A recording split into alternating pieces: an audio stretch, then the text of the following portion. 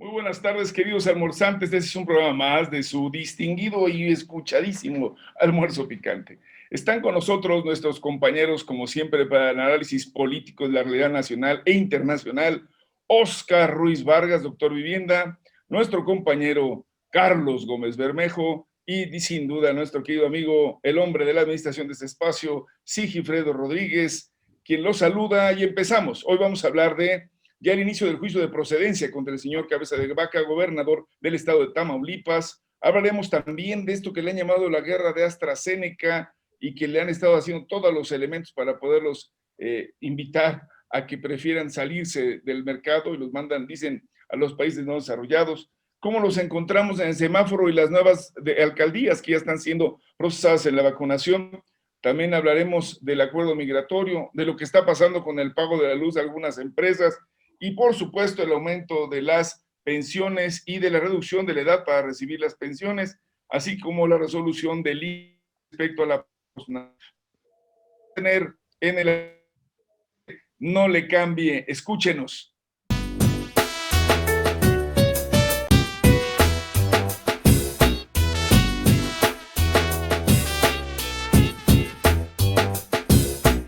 Bueno, pues ya estamos de nuevo en el programa del Almuerzo Picante. Les quiero recordar que hoy es el Día Mundial del Agua. Hoy en precisamente 22 de marzo, se ha elegido como una de las fechas para tener en cuenta que, bueno, este recurso tan importante, vital, fundamental, bueno, pues hay que reconocer, algún tiempo se pensó que era prácticamente reciclable y que siempre lo íbamos a tener. Hoy estamos convencidos, el planeta entero, que agua dulce no es tanta como la que tenemos en el mar. Doctor, yo tengo unos amigos, que se celebran los 365 días del año el agua. Se la pasan los 365 en el agua. En el agua. No, yo también tengo amigos de esos. Bueno. Algunos venían al Almuerzo Picante. Pero ya no, bueno, de eso vamos a hablar. Entonces, ya no. Así que empecemos, compañeras y compañeros. Y yo le pediría a nuestro amigo Carlos, que siempre se ha enterado de los temas internacionales. Por ahí también vi hoy una nota terrible porque le dieron durísimo con la macana los policías de Inglaterra en Bristol, una marcha precisamente contra una ley de marchas. Pero bueno, eso era motivo para otra ocasión. Ahora quisiera que nos abrieras el debate, empezáramos con la reflexión más correctamente de lo que está ocurriendo con el tema migratorio, la propuesta del presidente Biden y su gente, y por supuesto, pues algunos temas que nos relacionan los mexicanos sobre el cierre de las fronteras. Cuéntanos, Carlos, por favor. Claro que sí, maestro. Sí, Óscar, buenas tardes. Buen inicio de semana. Esta semana ya se está acabando como el Día del Agua, se está yendo como agua este año, ¿no? Seguimos en pandemia.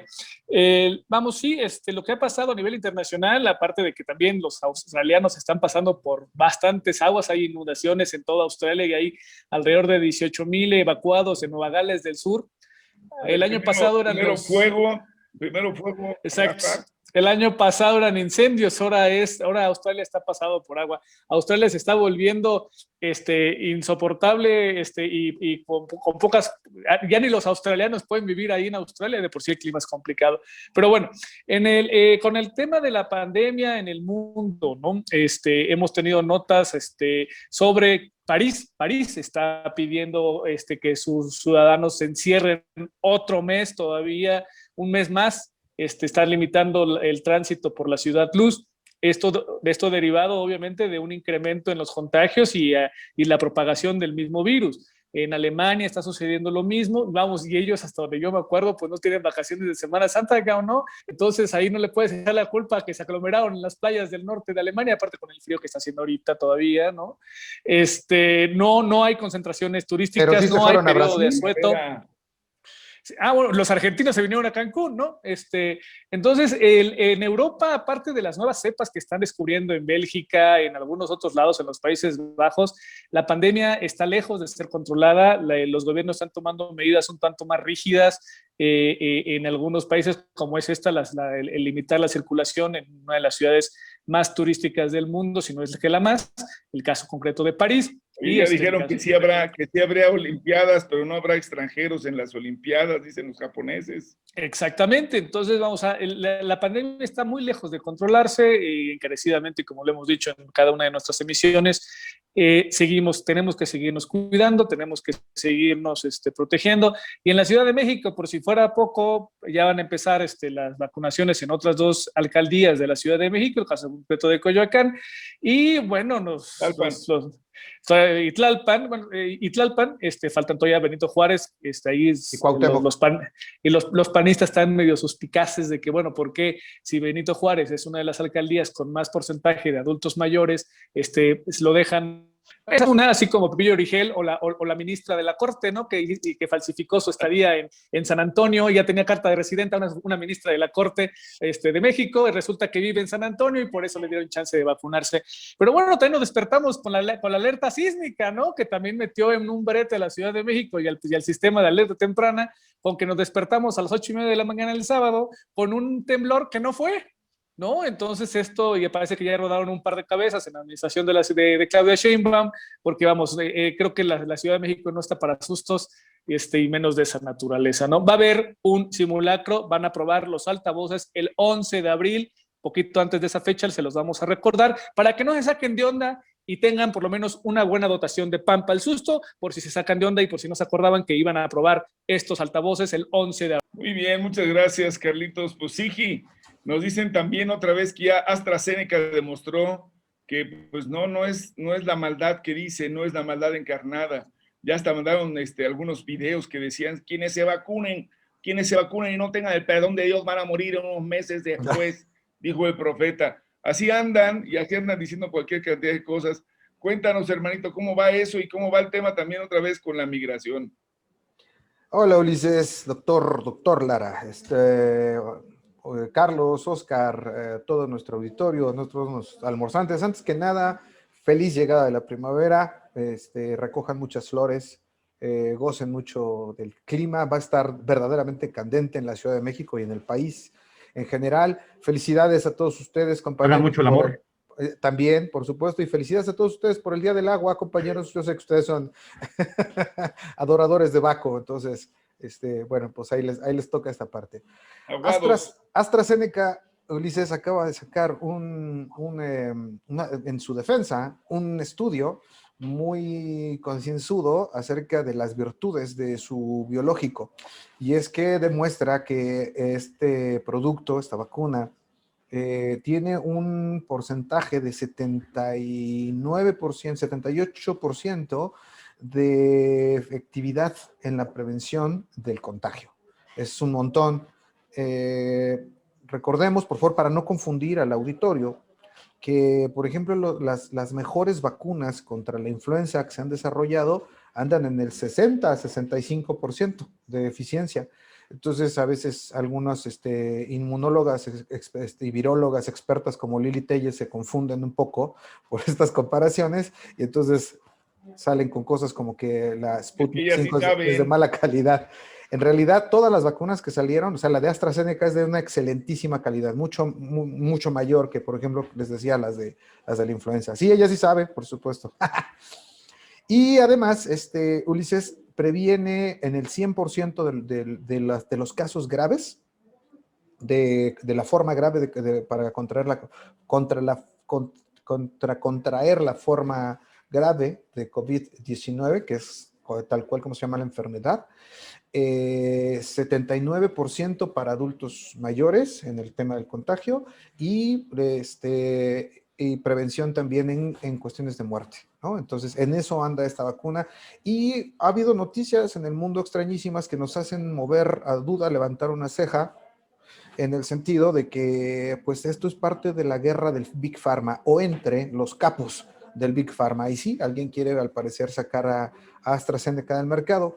Es lamentable, puesto que todavía no, el total del Big Pharma todavía, o de los laboratorios que están produciendo diferentes tipos de biológicos, no alcanzan a cubrir el mercado. Estamos sufriendo todavía por obtener esta vacuna y aún así están metiendo zancadillas. Parece ser un claro ejemplo de esto, puesto que suceden cosas, por ejemplo, como en el caso de Sudáfrica, en el cual habían comprado ya 1 millón de vacunas, y cuando sucedieron estos pseudo eventos que nunca fueron comprobados y que la OMS tuvo que salir a desmentirlos antes de este estudio de AstraZeneca, en el sentido de que no causaba trombosis esta vacuna, y entonces el gobierno sudafricano prefirió ceder estas vacunas a otros países pobres de África. Entonces, así están más o menos las cosas. Y por cierto, una nota por ahí de color, en el caso de la vacuna Sputnik 5 que se encontró en el aeropuerto de Campeche en botellas de PET, pues resultó que es un empresario de origen, al parecer, libanés, hondureño, el cual parece que planeaba... ¿Kamel Nasif? Otro peor, bueno, otro igual. Intentaba defraudar a sus conciudadanos.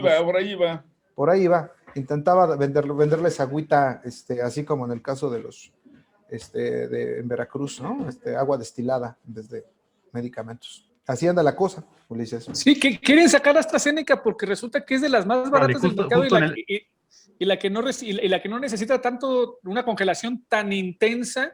Entonces, por eso mismo, o sea, las chonchas son las que quieren sacar al mercado precisamente a AstraZeneca por este tipo de... Entonces empiezan las fake news de que, te sale un tercer ojo, te van a salir branquias y la chingada. Pues, sí, son fake news para abarrotar el mercado con las otras que son más caras, ¿no? Es correcto, pero el ataque no es solamente AstraZeneca, ha sido Sputnik también. Dejen. Sí, adelante, por favor. A ver, sí, Carlos, quiero pedirle al doctor Vivienda, que se la sabe, también que nos dé su explicación, por favor, no desesperen, él es el defensor de AstraZeneca también. Creo que te quedó mal, que la conexión nos anda fallando un poco, entonces eso puede ser causa de que no esté pudiendo conectarse. Yo ya apagué también mi video. Oscar, ¿puedes? La tormenta solar por el equinoccio no tiene que ver, que la bajada de Cuculcán, ¿no? Es posible. Sí, claro. ¿Cómo están? Adelante, Oscar. No, pues de plano ya se salió el Oscar. No, aquí anda. Aquí lo tenemos. Oscar, está apagado tu micrófono, Oscar, amigo. ¿Listo? Hola, ¿cómo están? Qué gusto saludarles, mis queridos almorzantes. Échale, cuate. ¿Cómo se portan? Pues un saludo a todo nuestro auditorio en el marco del Día Mundial del Agua, este vital líquido, mi buen Ulises Carlos, y que sin él no podríamos vivir de ninguna manera. Fíjate, para señalar algunas cifras de manera muy rápida y contundente, quiero compartirles a nuestro auditorio que cerca de 2.100 millones de personas en el mundo carecen del acceso al agua actualmente y 4.500 millones de personas carecen de servicios de saneamiento, es decir, que se usa el agua una sola vez y ya no se puede reusar porque no hay esquemas o sistemas adecuados que permitan su reuso. Y 340,000 niños menores de 5 años mueren cada año por enfermedades diarreicas. Otra cifra importante es que la escasez de agua ya afecta a 4 de cada 10 personas y el 90% de los desastres naturales están relacionados con el agua. El 80% de las aguas residuales retornan al ecosistema sin ser tratadas, esto es generando una contaminación extraordinaria. Y alrededor de 2/3 de los ríos transfronterizos, tenemos, por ejemplo, una franja fronteriza de 3,000 kilómetros lineales, donde tenemos un marco. El más contaminado es el Colorado, ahí se bañaba el Carlitos cuando estaba chico y era moreno, y mira cómo quedó de güero. Ah, muy bien. Eso fue por las cuestiones radioactivas, ¿no? Básicamente, por eso es medio radioactivo en sus comentarios, ¿verdad, Charlie? Oye, pero nada más para no cortar la idea, alrededor de 2/3 de los ríos transfronterizos del mundo no tienen un marco de gestión cooperativa, y esto es complicadísimo porque no asumen responsabilidades ni un país ni otro. Esto es a nivel global un problema tremendo. La agricultura también representa el 70% de la extracción mundial del agua. Y por otra parte, el 75% de todas las extracciones de agua industrial se utilizan para la producción de energía. Estos datos son de acuerdo a estudios y análisis realizados por la ONU, la UNESCO, la Organización Mundial de la Salud, la UNICEF y la FAO. ¿Qué tal estos datos? Extraordinarios. Pero fíjate, en nuestro marco jurídico constitucional es importante señalar que pues obviamente tenemos una claridad normativa que nos lleva de manera contundente a precisar que la Constitución contempla que las aguas nacionales son propiedad de la nación y sin embargo la doctrina y la jurisprudencia afirman de manera unánime que no se trata de un derecho de propiedad en el sentido estricto del término, sino más bien de un derecho de regulación, de control y gestión del agua que permita la administración de la misma a través del gobierno federal otorgando concesiones. Pero esto es pues una situación en la que nos hemos enfrascado en el pasado reciente porque el Fondo Monetario Internacional favorece los enfoques económicos en la gestión del agua y obviamente adopta e incide a aplicar modelos económicos mixtos o privatizadores del agua. Y esto implica que no tengamos un beneficio general, todas las poblaciones y la población planetaria que está en un esquema de pobreza no tenga acceso a agua potable para el consumo. En México suceden infinidad de concesiones, empresas mineras, por ejemplo, por señalar algunas, y otras concesiones en los más de 2.400 municipios que tenemos en la República Mexicana. Existen más de 2,000 organismos operadores de agua y la gran mayoría de estos son privados.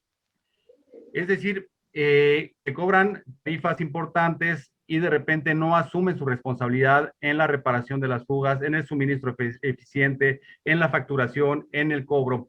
Por ello, me parece plausible la decisión que tomó la Ciudad de México recientemente para ya no ampliar las concesiones que se habían generado desde 1993 y tomar así las riendas de control de la administración, operación y suministro de agua en la ciudad, así como de alcantarillado. Esta es una parte fundamental y un espacio estratégico para todas las ciudades, para todos los municipios y para todos los países. Por ello es una situación de primerísimo orden que todos los gobiernos asuman esta responsabilidad como una responsabilidad prioritaria, pero de manera planetaria. El agua es tenemos todos los seres humanos. Por eso no se entiende que Claudia Sheinbaum quiera tapar el humedal en Xochimilco, ¿no? O sea, que precisamente ahí se recargan los mantos freáticos que abastecen de agua potable a toda la ciudad y es una de las principales cosas que le han criticado a Sheinbaum con este paso a desnivel. No va a tapar todos los humedales, Carlos, ni va a afectarlos todos. Evidentemente tienes razón cuando dices que sonaría incongruente. La realidad es que es un paso, un puente, y los humedales estaban extendidos hasta muchos de los lugares donde hoy vive una cantidad importante de los que están pegando de brincos y que fueron invasiones paulatinas, pequeñas, que se fueron convirtiendo después en asentamientos, y quien conoce Xochimilco sabe que si quieres recorrerlo entre esos callejones, no son sino aquellas viejas chinampas que se fueron convirtiendo paulatinamente en casas. Así que si alguien además debe ser responsable, en algún sentido deberíamos serlo en el sentido genérico todos los habitantes de la ciudad, y no solamente por un puente o salir a decir ahora sí me afecta, cuando hay una necesidad, por otro lado, yo diría, enorme de traslados. Si ustedes caminan hacia el lado de donde va el canal nacional, lo que queda, o el otro canal, el de Chalco, o los que quedan, pues ya prácticamente el agua está estancada, se movieron, hay una serie de cosas ahí que serían un debate.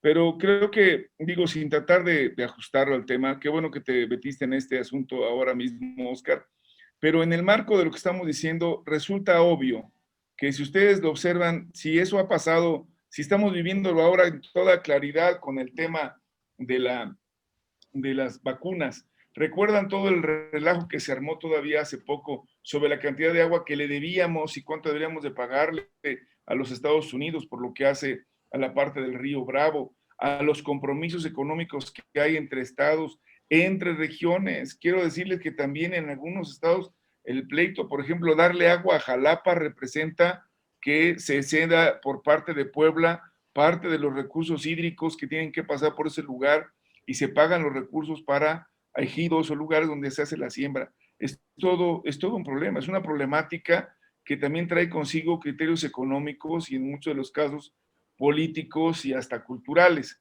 Y yo digo, súmenle, pues ahí está el ejemplo clarísimo.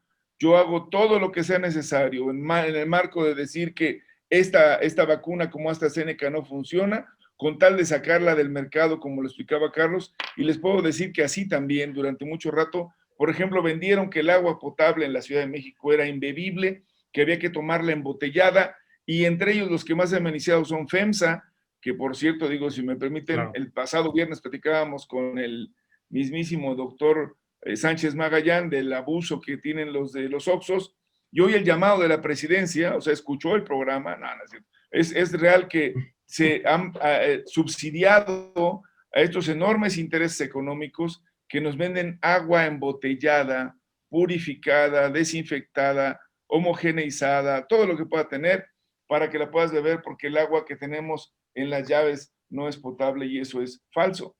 Digo, sabrá mucho a cloro y la otra tendrá otros procesos con los cuales le han quitado esos sabores.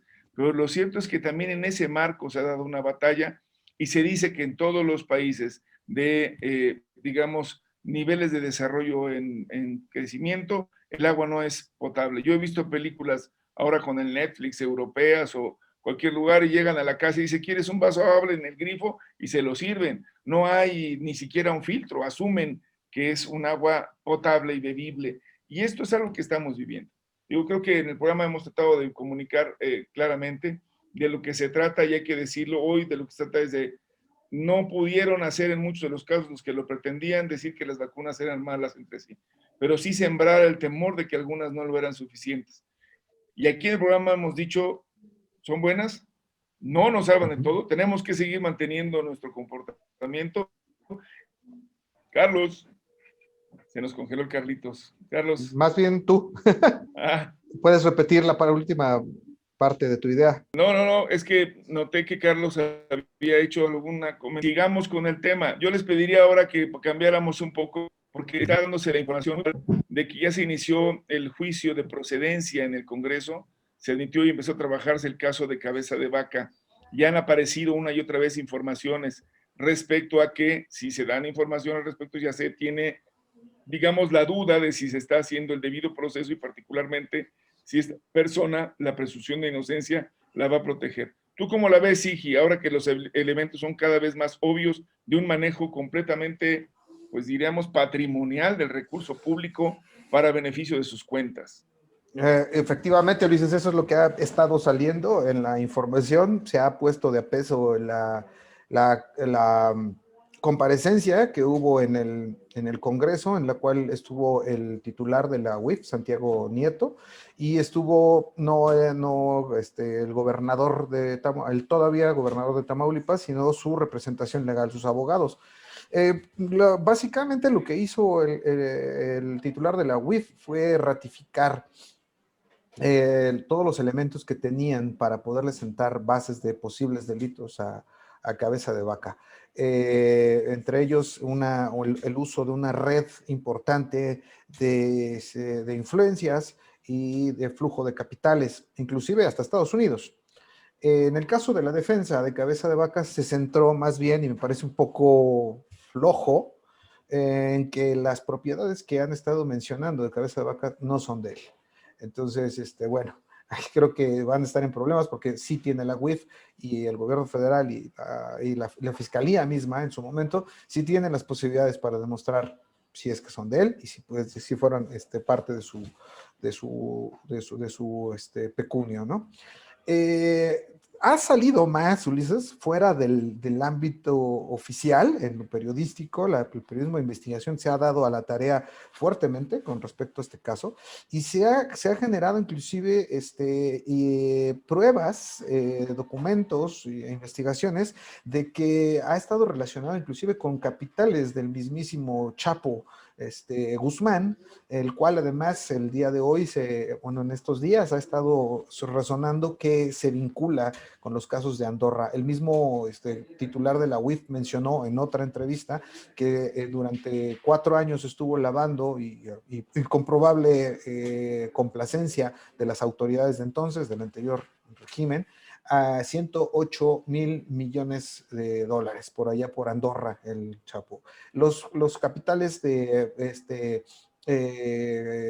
todavía gobernador de Tamaulipas pueden estar vinculados, hay fuertes indicios, esto da todavía el gobernador, el imputado en este caso, todavía, bueno, el acusado, todavía está defendiéndose más bien en el sentido político de la palabra y lo más que ha hecho, creo, más allá que demostrar la inconsistencia de las pruebas que le puedan estar sentando, es argumentar que es un tema político en realidad. Entonces, pues por ahí va la cosa. Yo creo que va a dar mucho más. Oye, ese Principado de Andorra, tú, Carlos, que lo conoces bien, porque hasta donde acaso encontraron la ruta para poder hacerlo desde los bancos y llevarlo hasta Andorra, ¿será porque hablan español y era más práctico?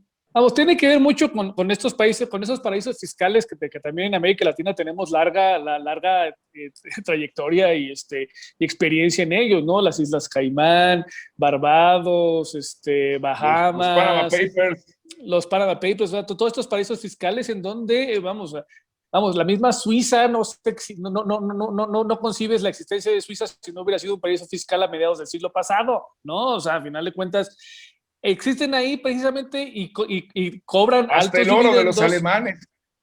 De la comunidad judía existe esta vertiente, esta teoría de que parte del oro que los alemanes confiscaron a la comunidad judía de todos los países que invadieron, pues fue guardado en las arcas suizas y los suizos han vivido de la explotación y de los dividendos que ese oro ha generado, ¿no? Bueno, eso es parte de la historia y hay quienes cuestionan esta parte y hay quienes lo aseveran, pero bueno, ahí está.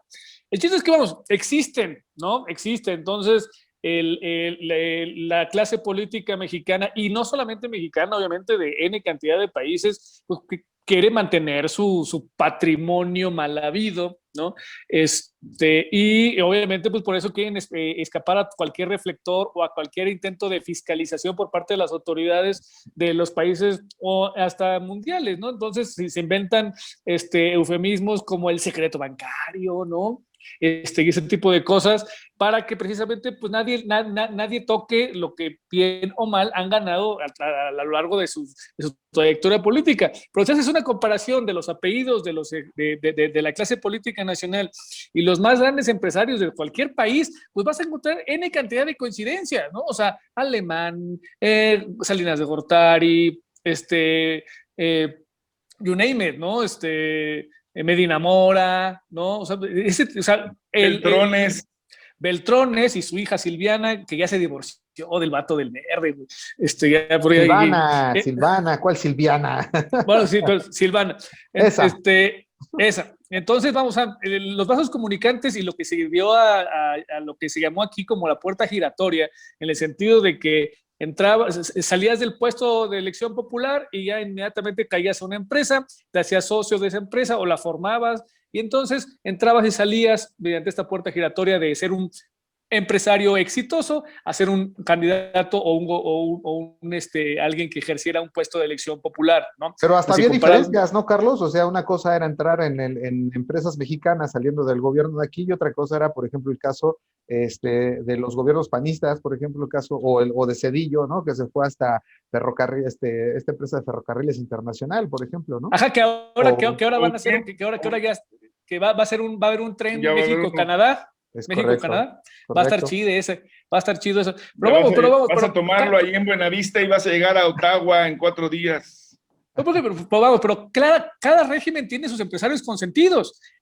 Ha sido bastante claro, o sea, Salinas Pliego es el empresario consentido de esta administración, ¿no? Cuando también estuvo apoyando toda esa lana Ibarra, y claro.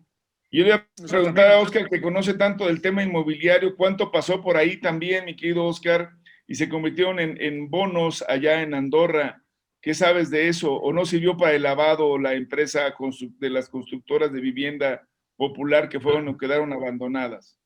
No, por supuesto, el sector de la construcción de vivienda representa uno de los principales pilares de la economía, porque obviamente se desdobla en muchas de las industrias de manera cotidiana.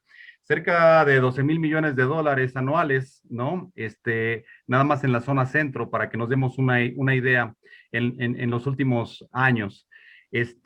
Pero obviamente esta es una industria con mucho potencial que ha servido precisamente para el lavado de dinero, para el lavado de recursos. Por una parte, la construcción de vivienda barata y mala, hecha con malos materiales y en espacios físicos donde no se tienen las posibilidades. Las famosas casas feo. Viabilidades para la construcción, ¿no? Y aunado de ello, se venden caras a través de créditos que se otorgan a los trabajadores, créditos privados o créditos híbridos, y que obviamente son a pagarse a 20, 25 años. Oye, pero que son dinero líquido para las empresas, ¿no? Mi querido amigo, porque al final el crédito lo otorga el IMSS, el Infonavit o el ISSSTE, y estos carnales les paga cash. Sí, es una triangulación de recursos que se había venido manejando, y esto eventualmente servía también, por supuesto, a través de los esquemas financieros que se operaban, no para todas las empresas, hay que decirlo, porque hay empresarios también muy honestos, muy eficientes, muy eficaces y con una gran responsabilidad social, pero hay otros que no.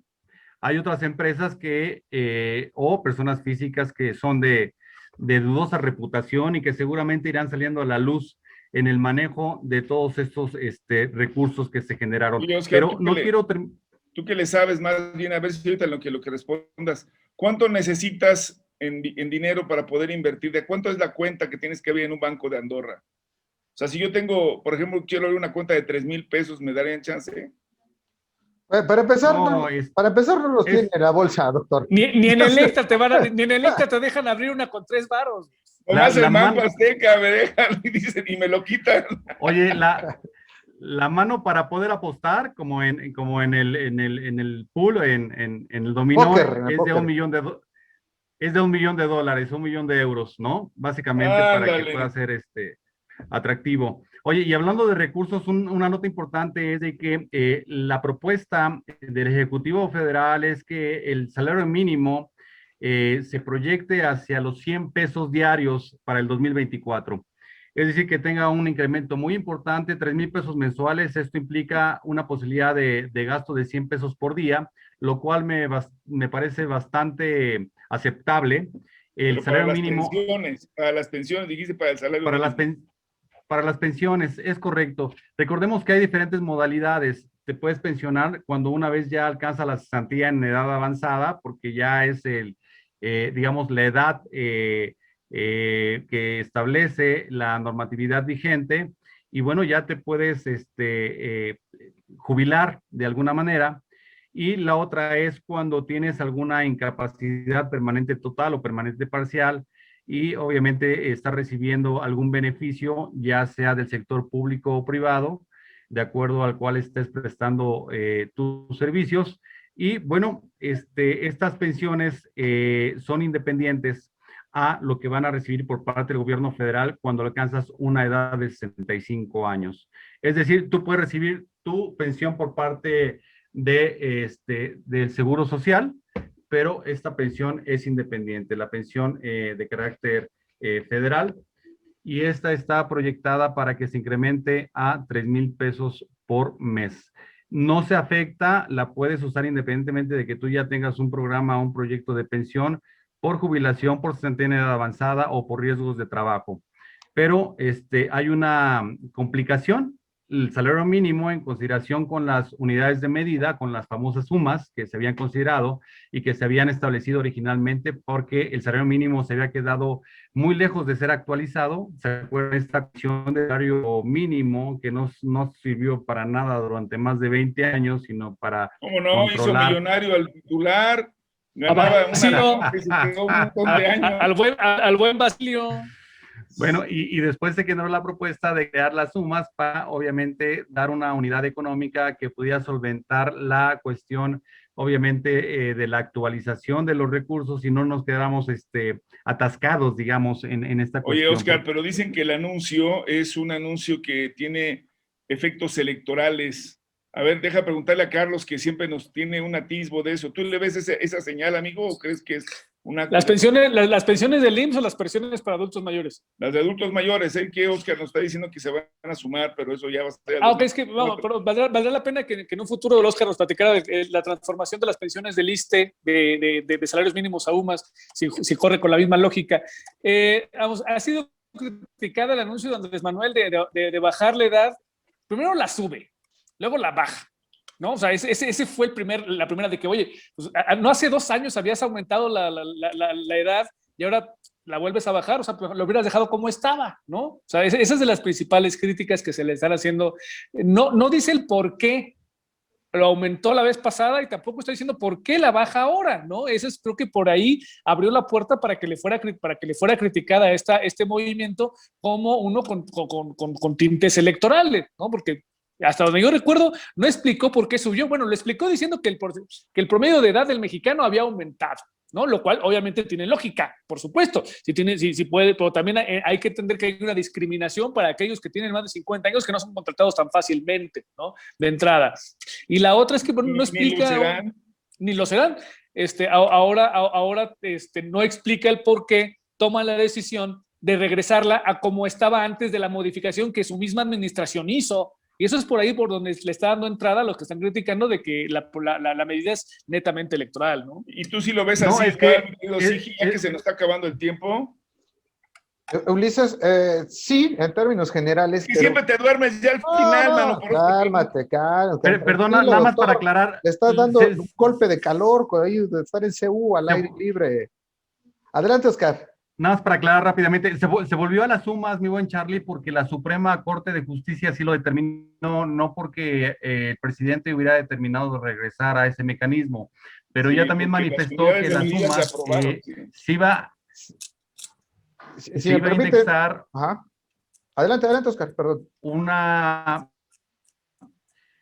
Un espacio en donde se podrían actualizar de acuerdo al nivel de inflación de las sumas para poder alcanzar el récord de los salarios mínimos vigentes, porque el salario mínimo en estos 2 años ha tenido un incremento. Oscar, el problema no son nada más las sumas, exacto, es que cambió el tiempo y ahora será a los 65 años, lo cual en algún sentido sí genera otro impacto porque el volumen es... Si me permiten muy Oigan, chavos, pero ya nos vamos a tener que platicar de esto el miércoles. Está bien, vamos a platicar el miércoles. Primero que diga y después que ya no diga. Bueno, está bien. ¿Te duermes? Sí, cómo no. Ay, me voy a ir con Don Cheto. Por favor, nos vamos. Me voy a ir con Don Cheto, ese sí sabe conducir. El almuerzo. ¡Picante!